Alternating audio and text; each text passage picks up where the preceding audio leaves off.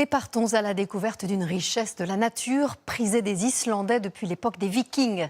On trouve en effet dans le pays une multitude de sources d'eau chaude où se baigner en plein hiver est un délice. Élise Stern et Loïsa Lava.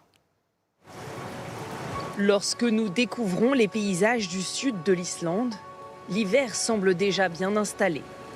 Le temps parfait pour la baignade selon les Islandais.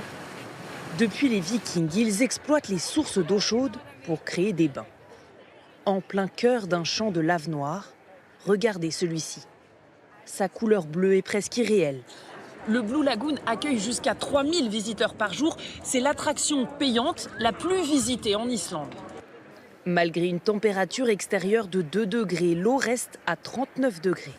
Le lieu, ouvert aux touristes depuis 25 ans, attire de nombreux Français, comme cette famille. Je pense que ça fait partie des expériences qu'il faut faire dans le pays. C'est un pays de feu et de glace, donc la géothermie, c'est le truc expérimenté, quoi, c'est sûr. On sent pas le froid qui est dehors, en fait. Il fait bien chaud à l'intérieur et puis on a tout le décor, toute la roche.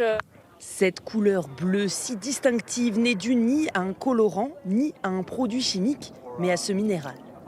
Il y a des particules de silice dans l'eau. Ces particules blanches réfractent la lumière du soleil. C'est ce qui donne au lagon cette magnifique couleur bleue.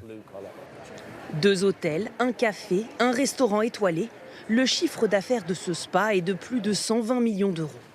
Grâce à sa trentaine de volcans encore en activité, l'Islande ne risque pas d'être à court d'eau chaude. Pour comprendre l'origine des sources d'eau chaude, il faut comprendre ce qu'il se passe sous terre. Le magma chauffe la roche qui chauffe l'eau. Elle ressort ici à plus de 100 degrés. Il va falloir attendre qu'elle refroidisse pour pouvoir se baigner. Ce site de haute activité géothermique s'appelle Geysir. C'est de ce lieu que vient le mot geyser. Ce n'est pas un hasard. L'eau surgit ici quand elle veut. Ça vient d'exploser 2 fois en quelques secondes. Enfin, c'est vraiment quelque chose que je reverrai sûrement pas dans ma vie et je suis très contente de l'avoir vu. De nouvelles sources d'eau chaude sont découvertes régulièrement dans le pays. Certaines se méritent. Pour accéder à celle-ci, entre 2 volcans, ces touristes doivent obligatoirement être guidés. L'eau de ce bain est à 41 degrés et celle-ci est à un peu moins de 37. L'eau chaude attend ses courageux. Il fait 4 degrés dehors.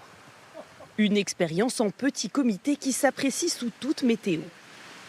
C'est unique. C'est vraiment un super projet.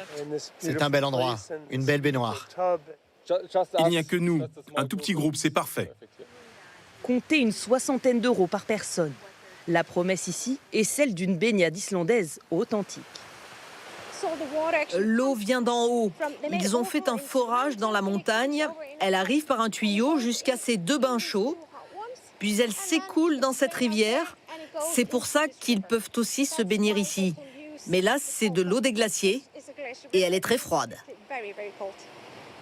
Cette source n'est pas publique. Elle appartient à la famille qui gère aussi cet hôtel en contrebas. Une opportunité qu'elle exploite depuis 5 ans.